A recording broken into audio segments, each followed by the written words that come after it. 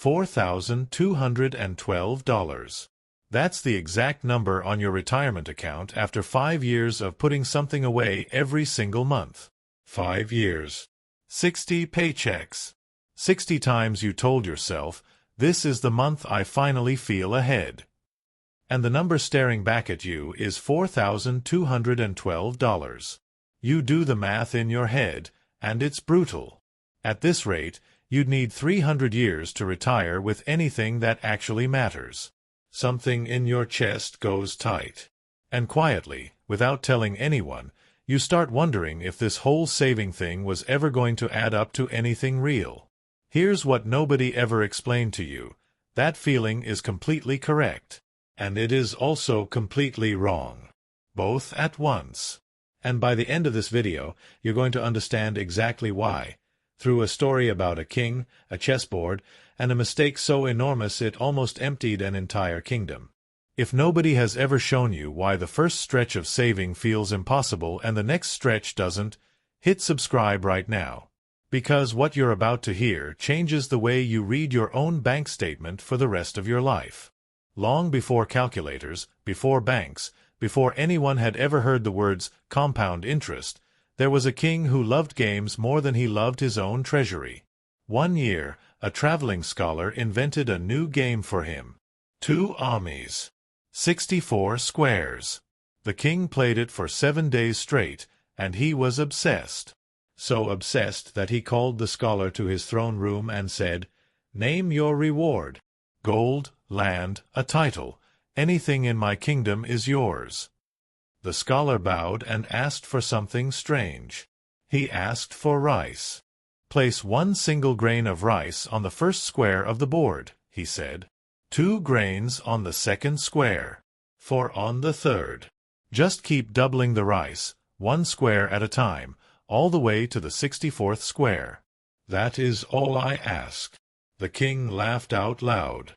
He thought it was the most modest request anyone had ever made of him. A few grains of rice? He told his treasurer to handle it before lunch and went back to his game. By square 10, there were 512 grains, barely a spoonful. By square 15, there was enough to fill a teacup.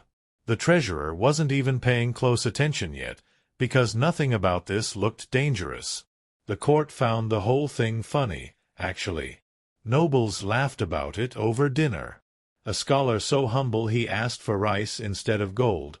What a curious, modest little man, they said. Nobody in that room had any idea they were watching the opening moves of a disaster. The king himself went back to setting up the next game on the very same board that was quietly about to ruin him. That's the part of the story almost nobody tells you. For the first third of that chessboard, doubling looks like nothing. It looks like a rounding error. It looks like the kind of thing you'd give up on, because $4,212 after 5 years of effort looks exactly the same way. Like nothing is happening at all.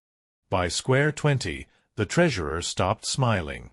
There were now over 1 million grains of rice sitting on a single square, more than a small farm could grow in an entire season. By square 30, the number had grown past 1 billion grains.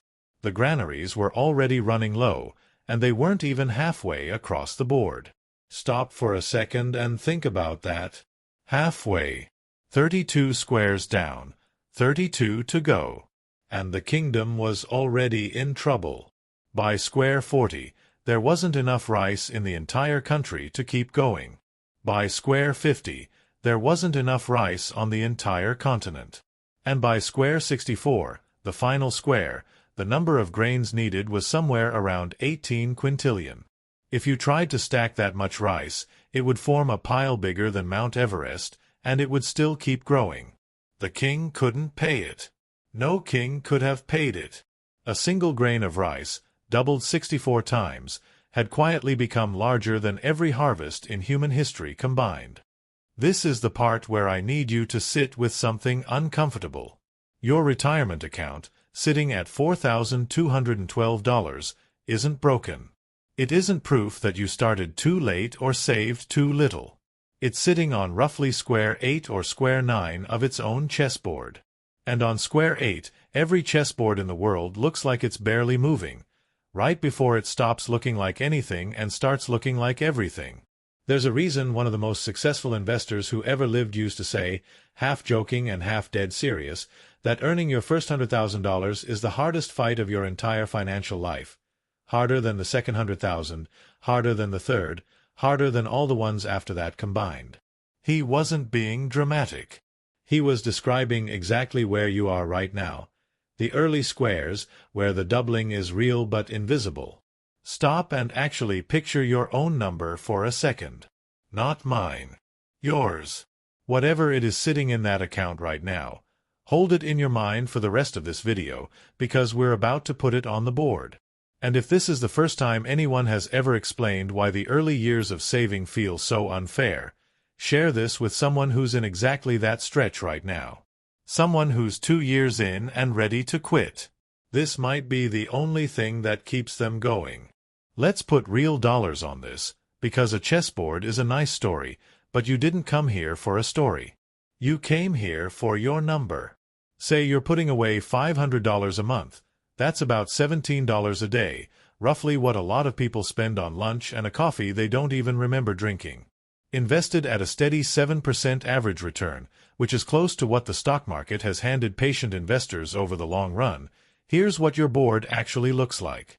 Year 1, you'll have around $6,000. It feels like nothing. Square 1. Year 5, you're sitting around $30,000.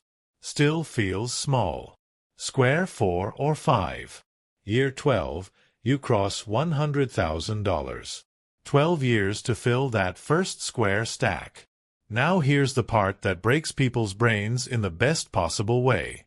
The second 100,000, going from 100,000 to 200,000, doesn't take 12 more years. At that same pace, it takes about 7. The third 100,000 takes around 5. By the time you're heading toward your fourth 100,000, the money itself is doing more work in a single year than you contributed across your first 5 years combined. That's not motivational speaking. That's the chessboard. That's compound interest. Your money, once it crosses that first big square, starts doubling on its own timeline instead of yours. Now let's make this even more real, because a lot of you aren't just dropping cash into a generic account. You're putting it into a 401k or an IRA, and your employer might be matching part of it. Say your company matches 50 cents on every dollar you contribute, up to 4% of your paycheck. On a $60,000 salary, that's an extra $1,200 a year showing up in your account that you never even had to earn twice. That's not a bonus. That's a free square on your board, handed to you before the doubling even starts. This is exactly why financial advisors will tell you, again and again, to never leave an employer match on the table. Not because it sounds responsible, but because mathematically, it's the closest thing to a guaranteed instant return you will ever be offered in your life.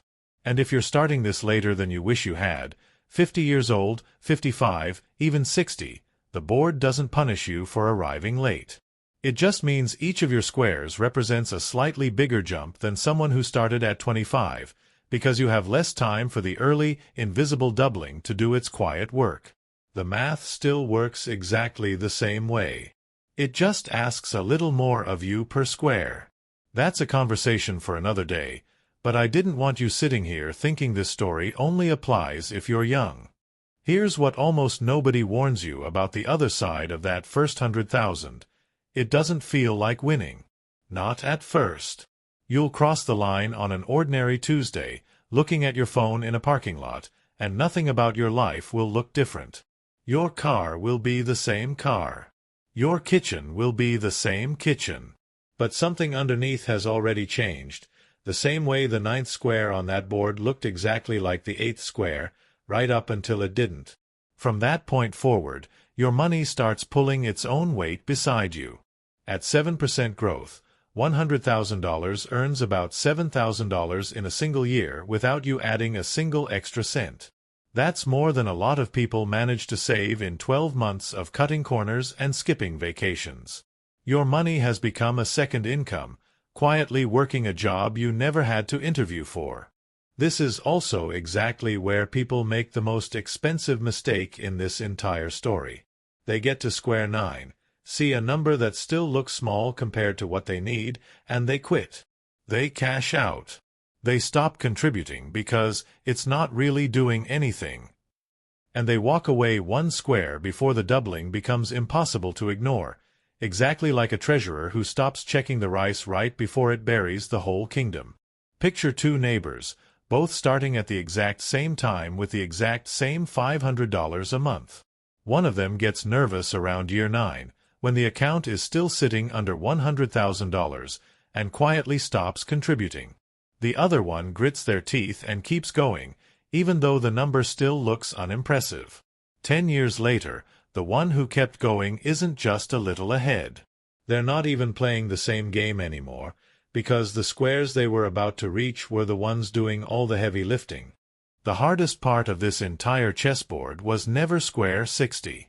It was square 8, square 9, square 10, the years where the math is working perfectly and looks like it isn't working at all. I think about this every time someone tells me they feel behind. I've sat across the table from people in their 50s and 60s who looked at their statement and felt like the door had already closed, like the early squares had been wasted and there was no version of the story where the board still worked in their favor. And almost every single time, when we actually laid the numbers out, the door wasn't closed. It just hadn't started doubling loud enough for them to hear it yet. I've watched grown men who built houses with their own hands get quietly emotional over a spreadsheet, because for the first time, someone showed them they weren't behind. They were simply standing on an early square, at the exact moment doubling feels unbearable and pointless, which is also, without exception, the moment right before it isn't. So if your account says $4,000 or $40,000 or even just $400, you are not behind, and you are not failing at this. You are standing on an early square of a board that has doubled for every single person who refused to walk away from it, for as long as money itself has existed. The king never found a way to pay that scholar in rice. In the old versions of this story, he gives him something far bigger instead, a place at his own table, a share in the kingdom itself. Because once you understand what doubling actually does, you stop trying to fight it, and you start finding a way to sit beside it instead. Your board is sitting in front of you right now, on whatever square you're currently standing on. The only real mistake left to make is walking away from it one square too soon. If this finally explained why the early years felt so unfair, type "I see the board" in the comments below. I read every single one, and I want to know which square you're standing on right now. Then send this to the one person in your life who's 2 years into saving and ready to give up, because this might be the exact thing that keeps them at the table. And if you haven't yet, subscribe, because next time, we're talking about the one financial wall every retiree needs before the first crisis ever shows up. Without it, even a board full of doubled rice can't save you. I'll see you there.